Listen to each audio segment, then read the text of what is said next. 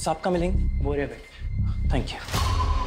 Sir, मुझे आपको एक इम्पोर्टेंट इन्फॉर्मेशन देनी है।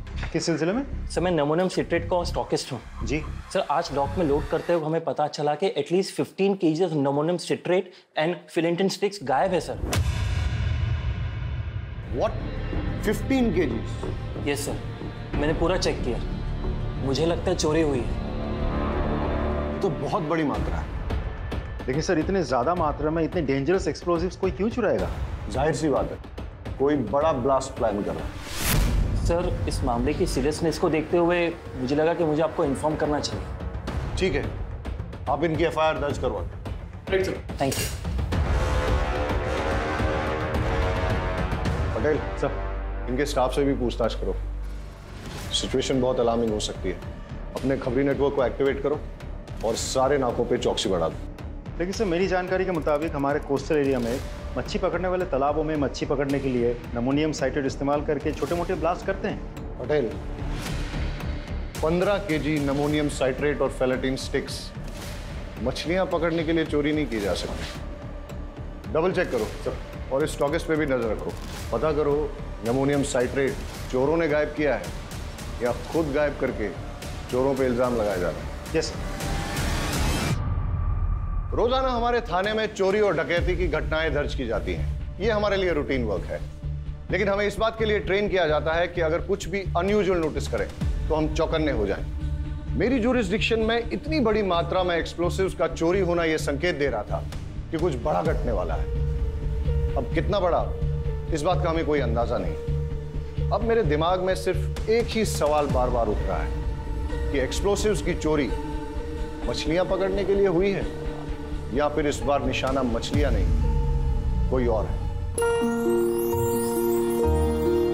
एक बात बताओ, आज ऐसी क्या खास बात है जो आपने ऑफिस से आकर हमारे साथ घूमने का प्लान बना लिया? तुझे ना घुमाओ तो शिकायत करती है, घुमा रहा हूँ तो भी शिकायत करती है। एक काम करते हैं, गाड़ी वापस मोड़ लेते हैं। ना ना, शू बात करो शू, इतने दिनों बाद तो घूमने निकले हैं। अरे एक मिनट, किसका फोन है?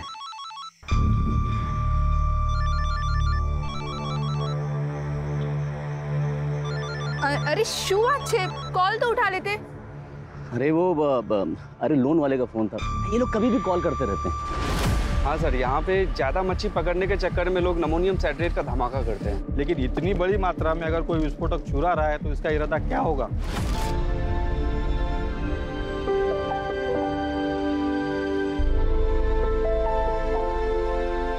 चलो भाई, बहुत तेज भूख लगी है, कुछ खिला दे फटाफट। माँ, मुझे भी भूख लगी है। हाँ तो देख, तेरी सारी फेवरेट चीजें लेकर आई हूँ, ये ले। इतना सामान लग रहा है पूरे गांव को खिलाएगी। हाँ, काफी टाइम बाद आया, तो सोचा एंजॉय करेंगे।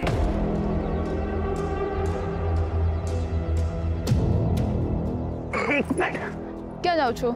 रुकना।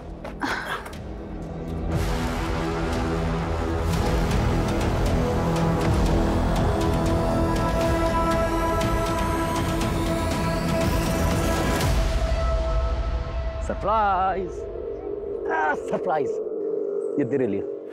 मेरे लिए? खोल के देख।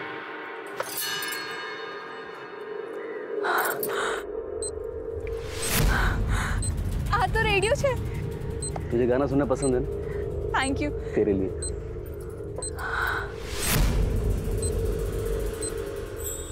इसकी क्या जरूरत थी? अरे तेरा फोन खराब हो गया था ना, तो थैंक यू सो मच। आप मेरा कितना ख्याल रखते हो। अच्छा, सिर्फ थैंक यू से काम नहीं चलेगा, पप्पी भी देनी पड़ेगी। ये लो पप्पी, मुझे भी एक चीज चाहिए। क्या? एक रिमोट कंट्रोल कार। अरे ब्लैकमेलर। अरे यार, ये फोन, किसका फोन आ रहा है बार बार?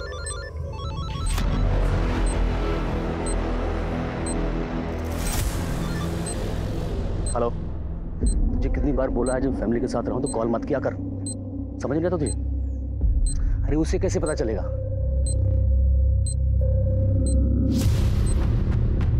मैं तो संभाल लूंगा, लेकिन अगली बार टाइम देख के, ठीक?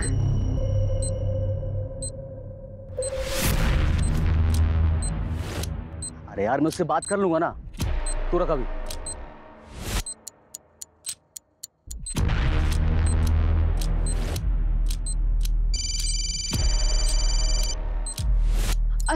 सुनिए ना, किसी का कॉल आ रहा है, मुझे लग रहा है शायद सिम कार्ड वाले कॉल कर रहे हैं, मैं बात करती हूँ।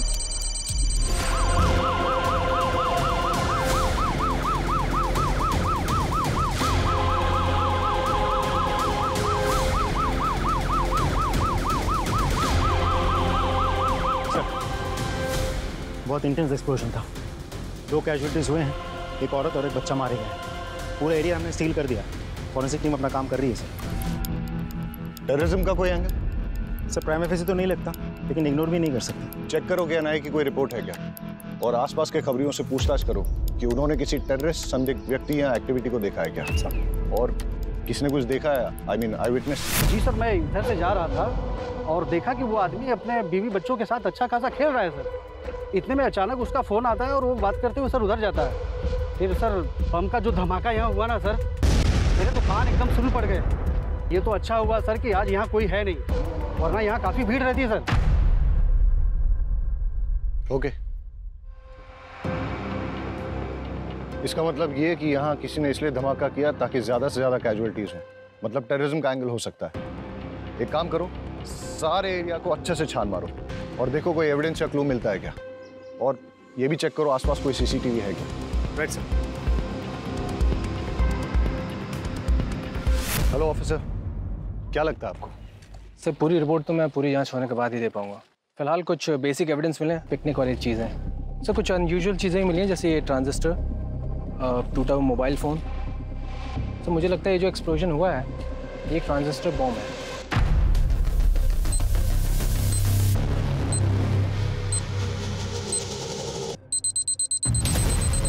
और जहाँ तक एक्सप्लोजन का सवाल है, आईईडी है या फिर कोई और एक्सप्लोजन, इसके बारे में भी ठीक से कहा नहीं जा सकता।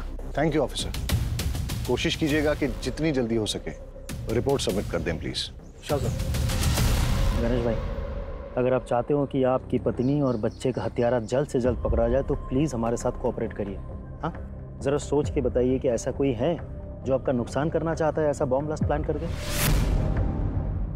हमारी टीम को शक है कि ये ट्रांजिस्टर से ही ब्लास्ट किया गया है। ट्रांजिस्टर? इसका मतलब कि जो कुछ भी हुआ मेरी वजह से हुआ है। साहब, मैं बस ड्राइवर हूँ और जो ट्रांजिस्टर मोबाइल ये एक पैकेट में था और वहीं से लेकर आया था।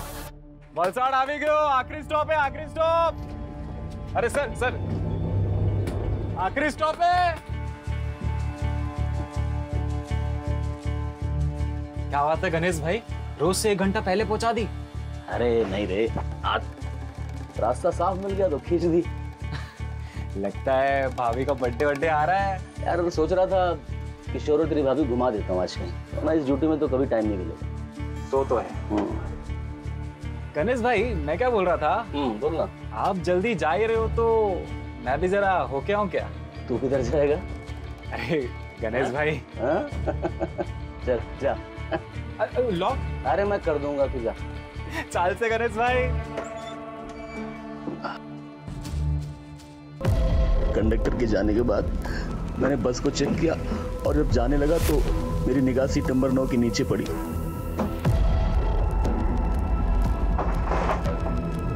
वहां मैंने देखा एक थैली रखी हुई थी। मैंने उठाकर चेक किया तो देखा उसमें एक ट्रांजिस्टर और साथ में मोबाइल भी था। उसे देखकर मेरे मन में लालच आ गया साहब, और मैं बीबी और बच्चे की मौत का सामान खुद अपने साथ ले आया। कितना भागा बाप और कितना नीच पति हूं मैं। जब विस्फोट हुआ उस वक्त कहाँ थे आप? उस वक्त साहब मेरा एक कॉल आ गया था, उसी को अटेंड करने के लिए मैं साइड पे गया। सब बर्बाद हो गया। It's okay.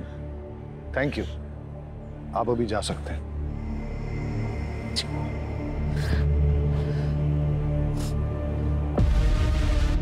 सर, मुझे तो इस गणेश की कहानी पे बिल्कुल भरोसा नहीं है। एकदम सही कह रहे हैं सर, इसकी कहानी पूरी मनगढ़ंत लगती है। एक काम करते हैं सर, इसको उठा लेते। Let's not jump to conclusions. ये वक्त सही नहीं है इससे ज्यादा पूछताछ करने का। अभी जाने दो इसे और अपनी फैमिली का क्रियाकर्म पूरा करने दो।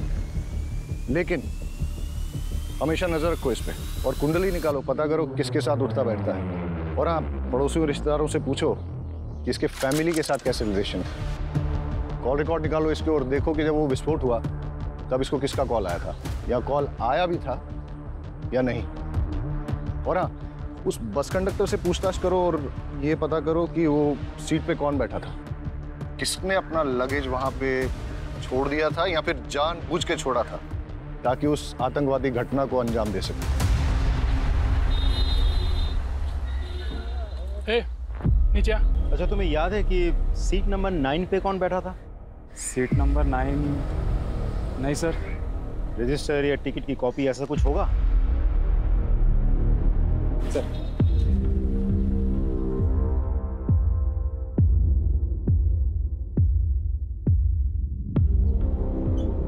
सर, सीट नंबर 9 पे कोई परेश जोशी बैठा था। जी सर, उम्र लिखी है 36 साल। सर, ये परेश जोशी उबरात से बैठा था और ये बस भी उबरात से ही निकली थी। सर, इंटरेस्टिंग बात तो ये है कि गणेश की बीवी उषा, जिसकी बॉम्ब ब्लास्ट में मौत हुई, वो भी उबरात से ही है। सर, मैंने गणेश के पड़ोसियों से बातचीत की। पड़ोस में रहने वाली एक महिला ने बड़ी अजीब बात बताई। अरे साहब, पनौती है वो तो, उसकी तो कुंडली में लिखा हुआ था कि वो जिससे भी शादी करेगा वो मर जाएगी। और उषा तो उसकी तीसरी बीवी है। पहली बीवी जो थी ना, वो तो कार एक्सीडेंट में मर गई थी। और दूसरी बीवी, वो तो बेचारी हमेशा बीमार ही रहती थी और फिर किशोर को पैदा करते समय वो मर गई। और 1-2 साल के बाद में ये उषा को बहलाया, क्योंकि चुपचाप। अरे उषा के माँ बाप ने तो किसी से पूछा ही नहीं। अगर मुझसे पूछते मैं तो मना ही कर देती। सर, एक इंपॉर्टेंट लीड मिली है। गणेश के कॉल डिटेल से पता चला है कि अंडरवर्ल्ड के लोगों के साथ उसकी रेगुलर बातचीत होती थी और ब्लास्ट के वक्त उसे जो कॉल आया था वो कॉल कमलेश केसवानी का था, जो एक अड्डा चलाता है सचोरी छिपे। और ये गणेश की क्या रिपोर्ट है? कहाँ है वो? सर, आ जाओ। सर, ये क्या बात हुई? मेरी पत्नी और बेटे की चिता की आग भी ठंडी नहीं हुई अभी तक, और आप लोगों ने इस तरह जबरदस्ती बुला लिया मुझे। तुम्हारे बयान ने हमें मजबूर किया है गणेश कि तुम्हें यहाँ फिर से बुलाया जाए। सर, आपको क्या लगता है कि मैंने अपनी पत्नी और बेटे को खुद बम से उड़ा दिया? कमलेश केसवानी, कैसे जानते हो उसे? तुम्हें क्या लगा तुम हमें बताओगे नहीं तो हमें पता ही नहीं चलेगा कि तुम्हें इंपॉर्टेंट कॉल किसका है, जिसे अटेंड करने के लिए तुम घटनास्थल से दूर चले गए थे और उसी टाइम विस्फोट हुआ था जिसमें तुम्हारी पत्नी और बच्चा मारे गए। कमलेश केसवानी ने फोन पे तुमसे क्या कहा और तुम्हारा लेन देन क्या है उसके साथ? सर, जुआ खेलने की लत है मुझे। शुरू में तो बहुत जीता मैं, लेकिन पता नहीं सर 5-6 महीने से किस्मत ही खराब है कि मैं बहुत पैसा हार गया। अब जितने भी देनदार थे सब ने मुझसे पैसे मांगने शुरू कर दिए। मेरे पास पैसे कहाँ थे जो मैं देता? सबसे मैंने हाथ जोड़ कर कहा, भाई पैसे मेरे पास आएंगे तो एक पैसा सबको चुका दूंगा मैं एक बड़ा हाथ मारने के इंतज़ार में था कि वो हो जाए तो मैं सबके पैसे वापस कर दूँगा। फिर उस दिन कमलेश का फ़ोन आया, उसने बोला कि एक बहुत बड़ी बाजी होने वाली है जिसमें कुछ नौसिखिए खेल रहे हैं। उसने बोला कि तुम जल्दी पहुँच जाओ और अगर तुम गेम खेल लोगे तो अच्छे खासे पैसे जीत जाओगे। बस इतना ही या कुछ और भी है? इतना ही कहा था सर। अच्छा, वो ट्रांजिस्टर बॉम्ब तुम्हें कहाँ से मिला? बस में सीट नंबर 9 के नीचे से मुझे मिला। झूठ बोल रहे हो तुम गणेश। बॉम्ब तुमने बनाया, फिर ये सारी झूठी कहानी तुमने बनाई ताकि लोगों की सिंपैथी मिले, कोई तुम पे शक ना करे। सर, मेरा यकीन कीजिए, मैं झूठ नहीं बोल रहा हूँ, मैं सच बोल रहा हूँ। तुम्हारा बयान और तुम्हारी हरकतें हमें मजबूर कर रही हैं कि हम तुम पे यकीन न करें। हिरासत में लो उसे और अच्छे से पूछताछ करो। सर, ये क्या करें सर? चलो। अरे सर, मैंने कुछ नहीं किया, मैं बता सर। प्लीज सर, एक बहुत बड़ी इन्फॉर्मेशन मिली है, इसलिए मुझे खुद ही आना पड़ेगा। सर, ये जो बॉम्ब ब्लास्ट हुआ है इसमें नमोनियम साइट्रेट और फिलेटिन स्टिक्स का इस्तेमाल हुआ है। और सर, ये सब कुछ ठूस के एक ट्रांजिस्टर में भरा गया था, जिसे एक मोबाइल फ़ोन से एक्टिवेट किया गया था। जाहिर है कि बॉम्ब बनाने वाला कुछ बड़ा धमाका करना चाहता था। इनफैक्ट मैं भी ये सस्पेक्ट कर रहा था, क्योंकि कुछ दिन पहले हमारे यहाँ एक स्टॉकिस्ट रिपोर्ट लिखाने आया था कि उसके डॉक से अपलोड करते हुए करीबन 15 kg अमोनियम साइट्रेट और फिलेटिन स्टिक्स चोरी हुए। वेल सर, अगर ऐसा है तो दैट्स नॉट गुड न्यूज़, क्योंकि जितनी मात्रा एक्सप्लोसिव इस ट्रांजिस्टर में लगे थे तो बचे हुए जो एक्सप्लोसिव उससे 2 बॉम्ब और बनाए जा सकते हैं। पटेल सर, सारे एरिया में रेड अलर्ट घोषित करवा दो। और वो रिपोर्ट पे इन्वेस्टिगेशन कहाँ पहुंची है मुझे अपडेट करो। हम अपने एरिया में और एक ब्लास्ट अफोर्ड नहीं कर सकते सर। और ऑफिसर, मैं चाहूंगा कि आप भी वो रिपोर्ट एक बार देख लें। पटेल, इन्हें एक बार वो रिपोर्ट दिखाएं। हाँ भाई। इस केस के सारे प्राइमा फेसी एविडेंस गणेश के खिलाफ नजर आ रहे हैं, लेकिन ऐसा भी हो सकता है कि गणेश जो कहानी सुना रहा है वो झूठ नहीं बल्कि सच है। और अगर ऐसा है तो आज हुए विस्फोट से हम ये सबक ले सकते हैं कि ये तय है कि शहर में और एक विस्फोट होने वाला है, जिसके लिए बॉम्ब या तो बनाया जा रहा है या फिर बना हुआ है। मुझे अंदेशा हो रहा है कि ये केस ऊपर से जितना सरल नजर आ रहा है उतना है नहीं, इसमें कोई ना कोई पेंच जरूर है। सर, फॉरेंसिक ऑफिसर के मुताबिक मोस्ट प्रोबेबली ये ब्लास्ट उन्हीं एक्सप्लोसिव से किए गए हैं जिनकी चोरी हुई है। वो स्टॉकिस्ट के सैंपल्स के साथ 90% मैच होते हैं। इसका मतलब श्योरली एक और ब्लास्ट होने वाला है। पटेल, गणेश की बीवी उबरात से है, जहां से गणेश की बस आई थी, और उस बस में सीट नंबर 9 पे परेश नाम का आदमी जो बैठ के आया था वो भी उबरात में ही बस में चढ़ा था, राइट सर? एक काम करते हैं, उबरात चलते हैं, वहां 2 टीम बना के जांच करते हैं। आई एम श्योर कोई ना कोई क्लू जरूर मिलेगा। Right sir.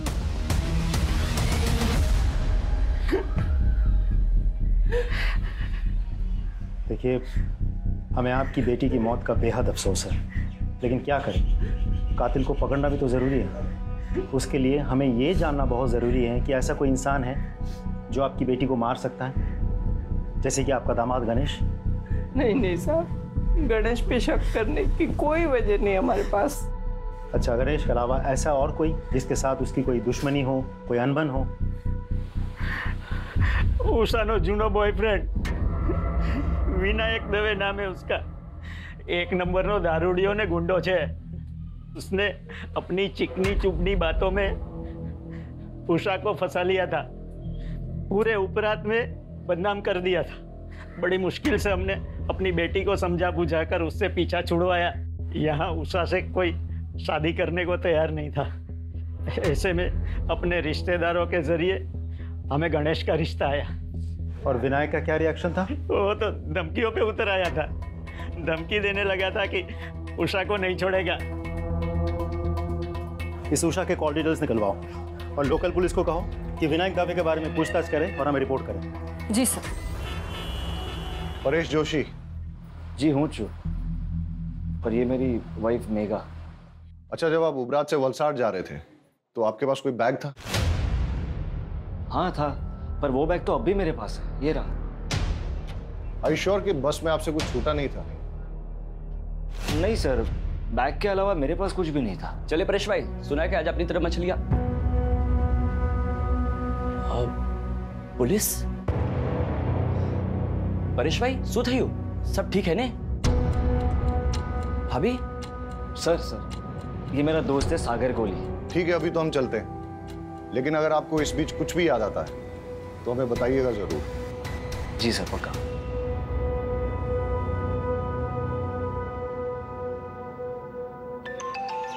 Excuse me. Hello, thank you sir. Forensic team की कॉल थी सर। टीम ने उस ट्रांजिस्टर के मेक और मॉडल का पता लगा लिया है। साथ ही उस फोन का IMEI नंबर भी मिल गया सर, जिसे डेटोनेटर के लिए इस्तेमाल किया गया था। एक बात और सर, उस फोन पर सिर्फ एक कॉल आई थी और वो कॉल उबरात के किसी PCO से था। शाह, एक जगह जितनी शांत दिखती है ना उतनी है नहीं। ट्रेस करो ये IMEI नंबर किसके नाम पर रजिस्टर्ड, और अगर ट्रांजिस्टर के मेक और मॉडल का पता चल गया है तो मैन्युफैक्चरर से बात करो और पता करवाओ यहाँ उबरात और वलसाड़ में उसे डिस्ट्रीब्यूट कौन करता है। Right sir. सर, उषा के माँ बाप से मेरी बात हुई। उषा के पेरेंट्स ने उषा की शादी उसके पुराने प्रेमी विनायक दवे से नहीं, गणेश से करवाई थी। ये विनायक के बारे में कुछ पता किया? सर, गुंडा और शराबी है, और वो लगातार उषा को शादी के बाद से धमकी दे रहा था कि अगर वो वापस लौट के उसके पास ना आए तो वो सिर्फ अपने आप को ही नहीं, उषा को, उषा के हस्बैंड को और बच्चे को, सबको मार देगा। ये मैसेज अभी भी उषा के फोन में है। तो विनायक कहाँ है अभी? उठा लिया सर। गणेश की बस में ट्रांजिस्टर बॉम्ब तूने प्लांट किया ना? नहीं सर, कुछ नहीं किया। मैं बस उसको मारकर चाहता था कि उषा मेरी जिंदगी में आ जाए सर, लेकिन बम मैंने नहीं लगाया सर। तूने उषा को धमकी नहीं दी थी कि अगर वो लौट के तेरे पास ना आए तो तू उषा को, उषा के हस्बैंड को, उसके बच्चे को, सबको मार डालेगा? मैंने धमकाया था सर, मैं उसे नहीं भूल पा रहा था सर, लेकिन विस्फोटक में मेरा कोई हाथ नहीं है सर। सच में सर। देखते हैं तेरी बात में कितनी सच्चाई है। फिलहाल तो इस विनायक को छोड़ देते हैं, लेकिन नजर रखो इस पे और पता करो कि जिस दिन ब्लास्ट हुआ उस दिन ये कहाँ था। इस मेक और मॉडल का ट्रांजिस्टर आपके दुकान से बेचा गया था? हाँ साहब, मैंने बेचा था। किसे बेचा था? वो तो साहब मुझे याद नहीं। क्यों? बिल बुक में होगा ना। साहब क्या छोटी सी दुकान है, वो कैश में बेचा था ताकि इनकम टैक्स में थोड़ी छूट मिल जाए। पता है ना ये गैर कानूनी है। हाँ, उस ट्रांजिस्टर का इस्तेमाल बॉम्ब ब्लास्ट में किया गया है। अरे साहब मुझे पता नहीं, मैं तो गरीब आदमी हूँ, मुझे माफ कर दो। अच्छा, जिसे वो ट्रांजिस्टर बेचा था उसकी शक्ल याद है? कहीं ये तो नहीं था वो आदमी? नहीं साहब, वो तो एक औरत थी। औरत थी? जी साहब, बल्कि साहब वो तो आज एक और ट्रांजिस्टर लेके गई है। मैंने उसको पूछा मैडम क्या बात है एक के बाद एक, तो बोली कि उसके जिस दोस्त का बर्थडे था उसको मना नहीं पाई, तो बोली कि परसों किसी उसके दूसरे दोस्त का बर्थडे है, बोली इस बार अच्छे से धूम धड़ाका करूँगा। दुकान में सीसीटीवी भी नहीं लगा है? नहीं साहब, छोटी सी तो दुकान है। आगे से बिल बुक मेंटेन कीजिएगा। जी साहब। लोकल पुलिस से कहो कि इस दुकान पे और इस दुकान के मालिक पे नजर रखें। सर, अच्छा इस IMEI नंबर का मोबाइल तुम्हारी दुकान से बेचा गया था? एक मिनट सर, चेक करके बताता हूँ।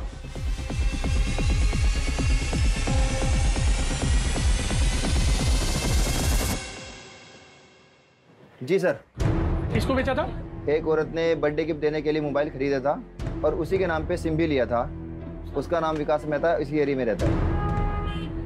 सर, ये जो उषा का एक्स बॉयफ्रेंड विनायक है, ये इसी विकास मेहता का आदमी है? हाँ सर, आज सुबह एक और मोबाइल खरीदा गया उसी नाम पे सर। इस विकास मेहता के डिटेल्स दीजिए। ये लीजिए सर। सर, जिस तरह की औरत का ब्यौरा उन दुकानदारों ने दिया है, ऐसे में तो कोई हो सकता है। मेरा मतलब गणेश या विनायक। मतलब तुम ये कहना चाहते हो कि जो दो लोग वहाँ आए थे उनमें से कोई एक औरत बन के आई थी और उसी ने मोबाइल और ट्रांजिस्टर खरीदे? हाँ सर। ये मेहता का घर यहाँ से और कितना दूर है जिसके नाम पे मोबाइल खरीदा गया था? सर, ऑलमोस्ट पहुँच गए।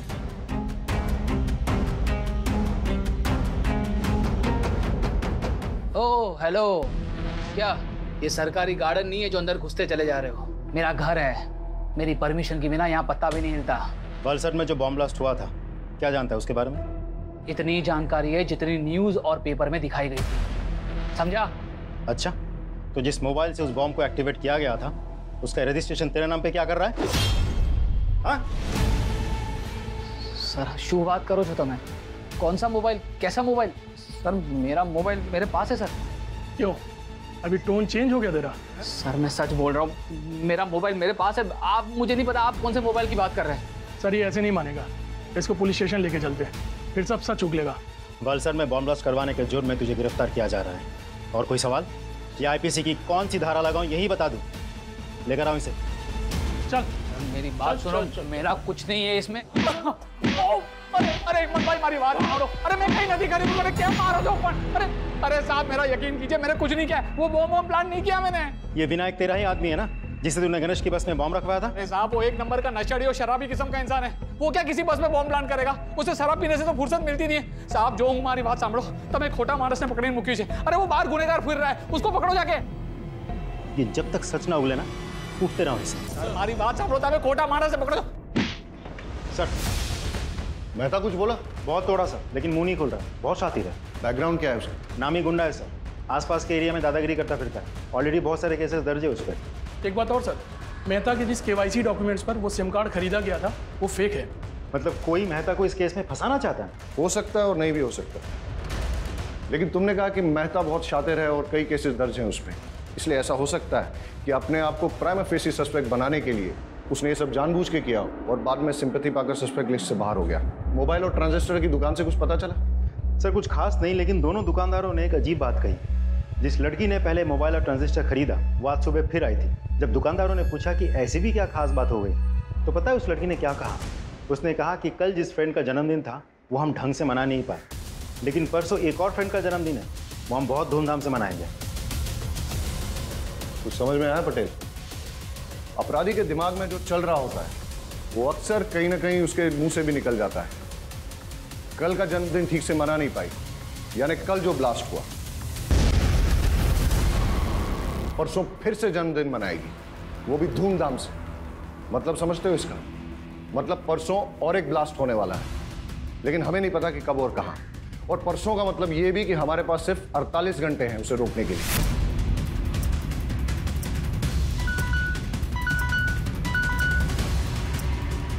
Yes, what? विकास मेहता के खिलाफ आपकी पत्नी ने मॉलेस्टेशन की रिपोर्ट लिखाई थी? जी हाँ सर। दरअसल उस दिन परेश जी अपने दोस्त के साथ सूरत गए थे और मैं घर पर अकेली थी।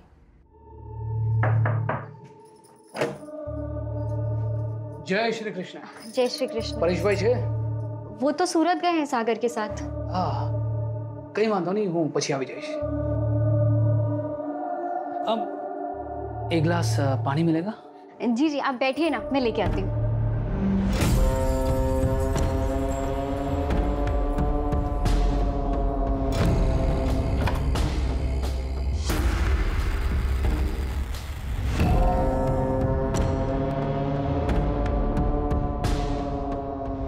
लीजिए पानी।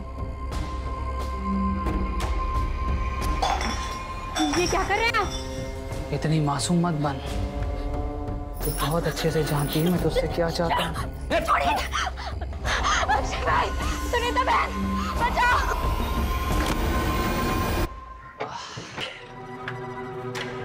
मेघा, मेघा, अरे शू तो होगा ना? ये ब्लाउज किसने पड़ा तुम्हारा? मेघा, देखो मेघा, रो मत। देखो बताओ तो उसे कि हुआ क्या है, कि किसने किया ये सब? मेहता, विकास मेहता। विकास मेहता?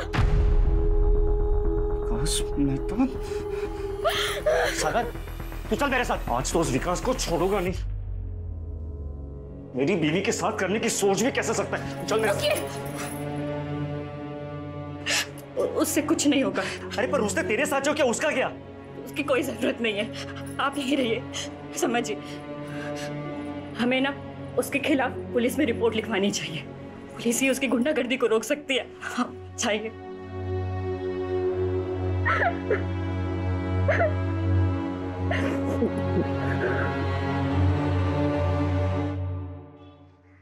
सर मुझे तो लगता है, excuse me sir. Hello sir, मुझे तो लगता है मेहता ने ही बॉम्ब प्लांट किया था या करवाया था, और टारगेट था परेश।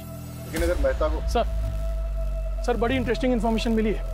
सर गणेश ने लगभग 1 महीना पहले अपनी पत्नी उषा के नाम पर 25 लाख की इंश्योरेंस पॉलिसी करवाई। 1 महीना पहले तूने अपनी बीवी के नाम पे 25 लाख का इंश्योरेंस लिया था। इतने सारे कोइंसिडेंसेस नहीं हो सकते, इसलिए सच सच बता दे। ज्यादा मारपीट नहीं होगी, इसलिए जेल जाओ और वहां पश्चाताप करो, वरना खाल खींच के उसमें तेज मसाला भर दूंगा, समझा? जितना मुझे पता था मैंने सब आपको बता दिया। इससे ज्यादा मैं कुछ नहीं जानता। सिर्फ सच बोलेगा। सच ही तो बोल रहा हूँ सर, कि मेरी बात का कोई विश्वास ही नहीं कर रहा है। चल ठीक है, मान लेते हैं। फिर ये बता कि तेरे अलावा तेरा बीवी और बच्चे की मौत से किसी और को फायदा हो सकता है क्या? गौतम। कौन गौतम? मेरा बड़ा भाई। वो चाहता था कि मैं और मेरा पूरा परिवार खत्म हो जाए। साफ साफ बता।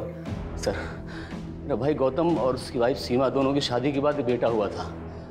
उस वक्त मैं कॉलेज में पढ़ रहा था।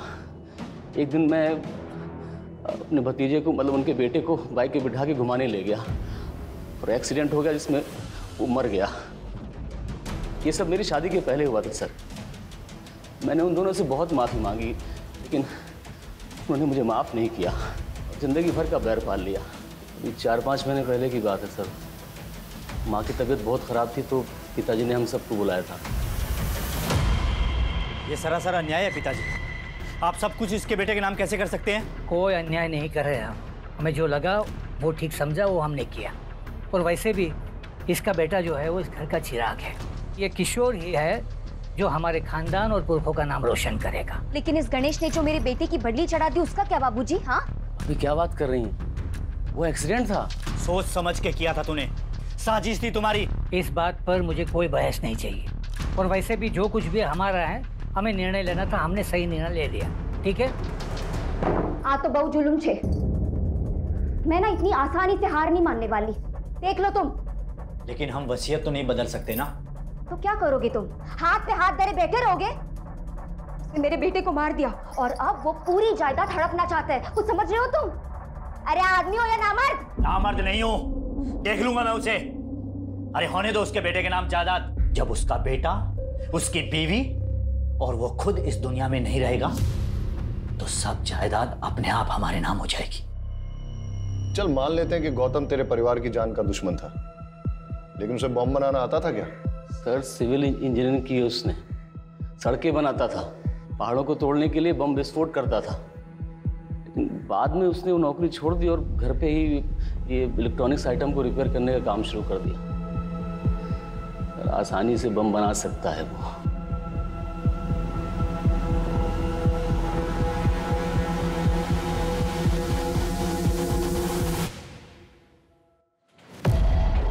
गौतम भगत जी, तुम्हारे भाई की बीवी और बच्चे की मौत हो गई बॉम्ब ब्लास्ट में, तुम एक बार देखने तक नहीं गए? अगर आप मुझे ढूंढते हुए यहाँ तक आए हैं तो साफ जाहिर है आपको पता है मैं क्यों नहीं गया। जब आप रट्टा मार के बैठे हो गया?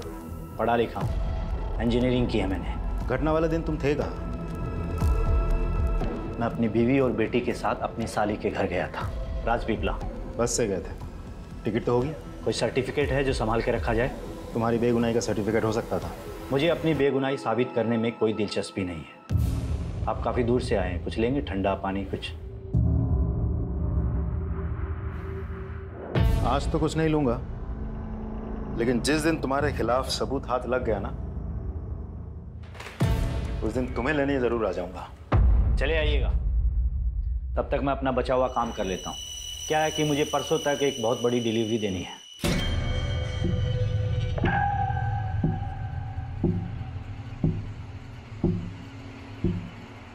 जी सर, और जैसा उसका बैकग्राउंड है और जिस तरीके से वो मुझसे बात कर रहा था, मुझे तो लगता है ये पूरी घटना के लिए वही जिम्मेदार है।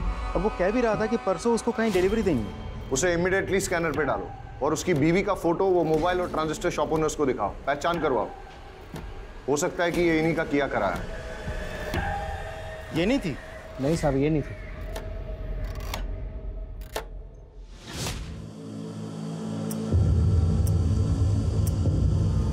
Yes sir. सर मैंने पूरे डिस्ट्रिक्ट में हाई अलर्ट घोषित करवा दिया है। Okay sir. हेडक्वार्टर्स से बात हो रही थी, सिचुएशन बहुत टेंस है, लेकिन जब तक हमें कोई क्लू नहीं मिल जाता तब तक हम पिन पॉइंट करके किसी एरिया की सिक्योरिटी नहीं बढ़ा सकते। ब्लास्ट कहीं भी हो सकता है। सर अजीब सिचुएशन है, एक भी क्लू नहीं मिल रहा है। सर मैंने बस में ट्रेवल कर रहे हैं सभी यात्रियों से पर्सनली बात की। ज़्यादातर लोगों को कुछ पता नहीं है सर, लेकिन एक पैसेंजर जो कि घटना के तुरंत बाद अहमदाबाद चला गया था, उससे अभी बात हुई।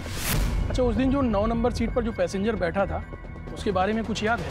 सर 9 नंबर सीट वाला पैसेंजर ना रात में उतर गया था, जब ड्राइवर ने चाय पीने के लिए गाड़ी रोकी थी।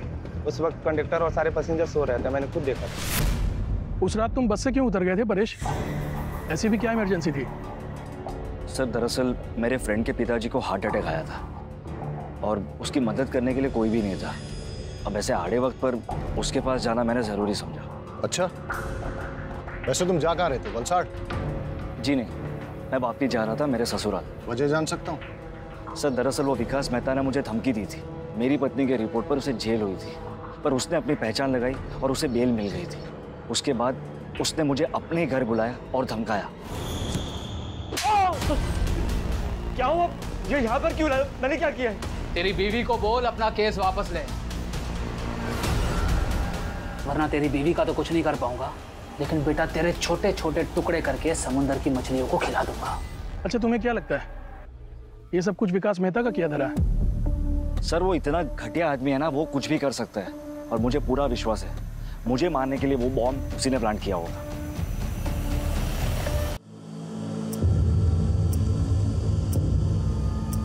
सर एट प्रेजेंट हमारे पास टोटल 5 थियरीज है जिन पे हम काम कर सकते हैं। पहली, गणेश ने अपनी बीवी उषा को मारने के लिए बॉम्ब प्लांट किया।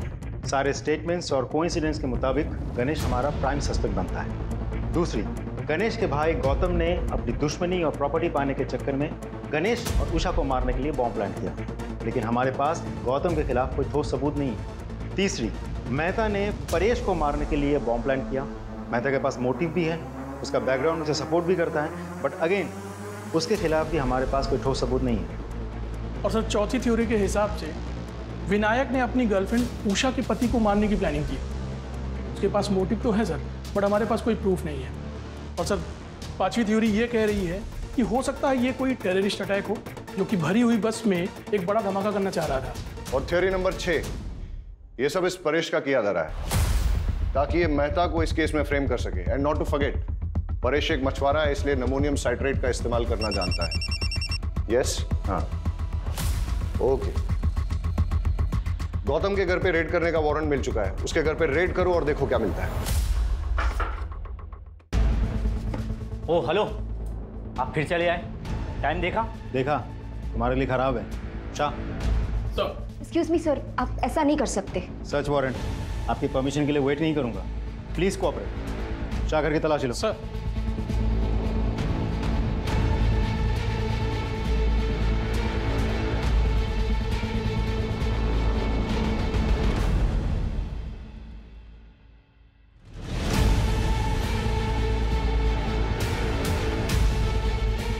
सर, ये देखिए क्या मिला।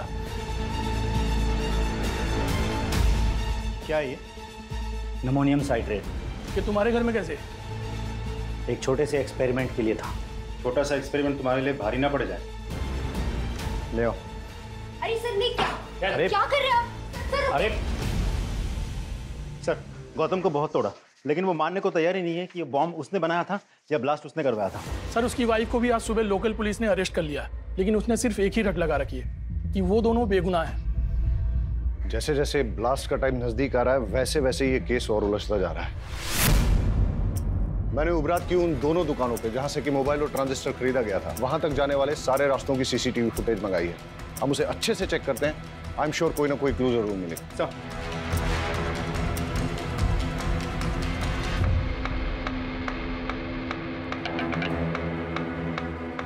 हमें सारे एविडेंस बारीकी से चेक करने चाहिए।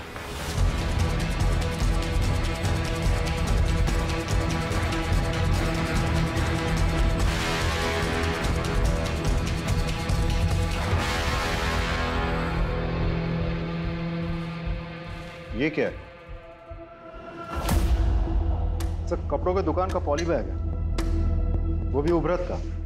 मतलब गणेश की पत्नी उषा जिसकी मौत हुई बॉम्ब ब्लास्ट में, वो भी तो उभरत से ही थी। तो ऐसा भी तो हो सकता है कि वो कुछ लाई होगी सामान वामान बाजार से और फिर इस बैग में रख दिया होगा, इस पैकेट को या पॉलीथीन बैग को। ये बैग की कंडीशन अभी ठीक है, लगता है नया सा है, इसलिए जाके दुकान में पता करो कि पिछले 1 महीने में वहां पे किस किसने खरीदारी की। सब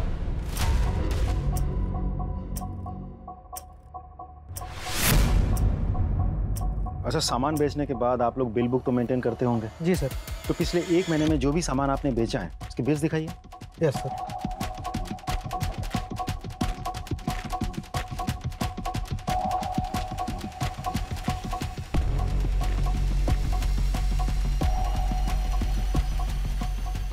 इस डेट की फुटेज मिलेगी?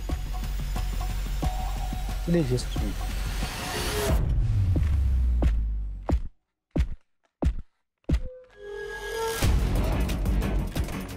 ये जानते हैं आप? हाँ सर। सारे फुटेजेस ले लो। सर, ये थी वो औरत? हाँ सर, यही थी। यही औरत थी वो? जी साहब, यही थी।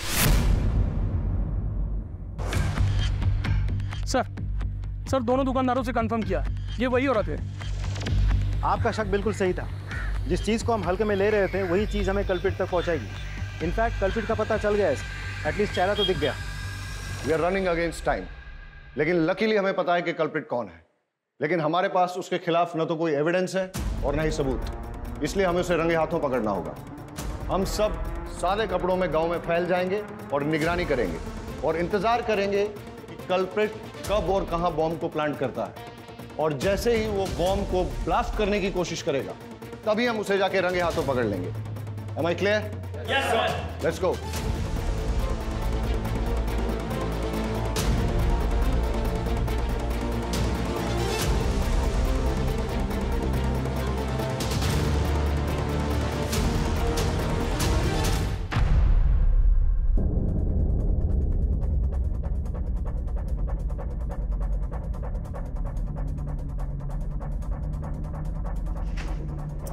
अमोनियम साइट्रेट है सर।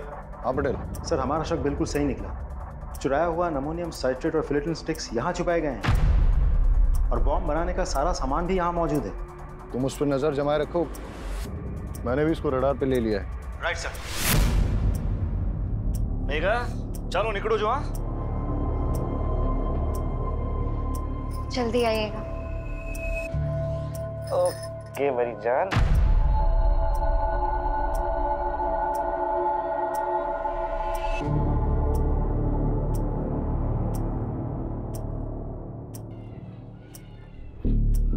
हाँ मैं उसका पीछा कर रहा हूँ, तुम उस पर नजर रखना। सर किसी को फोन लगा रहा है, नंबर डायल कर रहा है।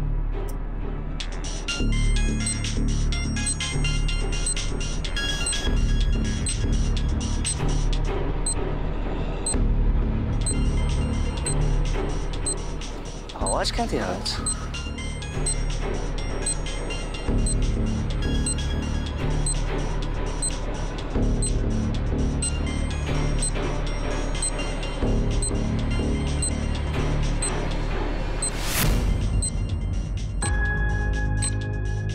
ये मैडम को भी नए नए आइडिया थे रोमांस के लिए।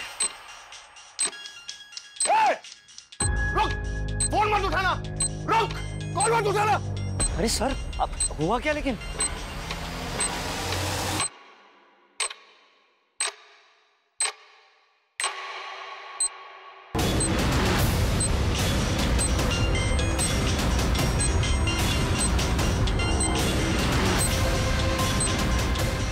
सर ये है क्या?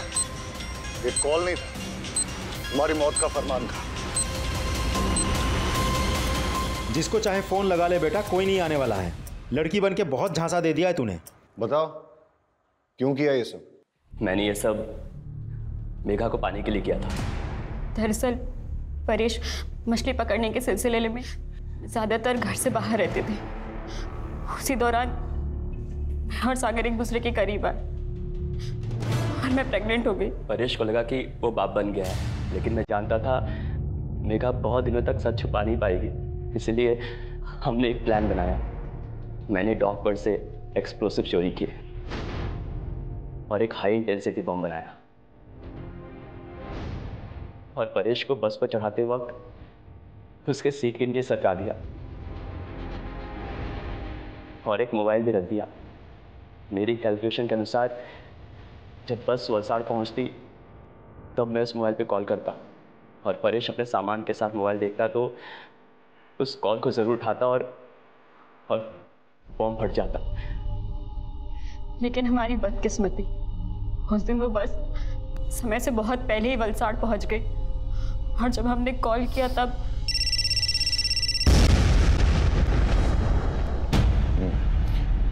ये विकास मेहता का क्या चक्कर था? उसे मेरे और सागर के अफेयर के बारे में पता चल गया था। मुझे वार्न करने आया था। मैंने उस पर मॉलेस्टेशन का झूठा इल्जाम लगाकर उसे जेल भिजवा दिया। विकास मेहता बेल पर बाहर आ गया था। उसका पुख्ता इंतजाम करने के लिए मैंने एक शॉप से मोबाइल खरीदा और उसके नाम पर सिम भी खरीदा ताकि जब पुलिस तफ्तीश करे तो वो फंस जाए और उसे सजा मिले। लेकिन उस कपड़ों की दुकान की सीसीटीवी फुटेज पे हमने तेरी शक्ल पहचान ली और तेरा खेल खत्म हो गया। मैं पूरी कोशिश करूंगा कि तुम दोनों को कड़ी से कड़ी सजा हो।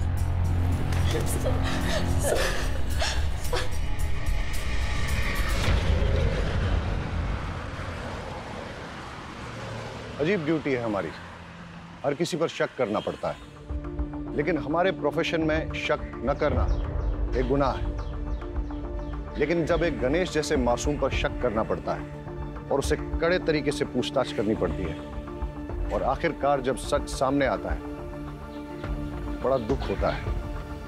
कई बार सोचता हूं कि क्या गलती थी गणेश की पत्नी उषा की या उसके बेटे किशोर की।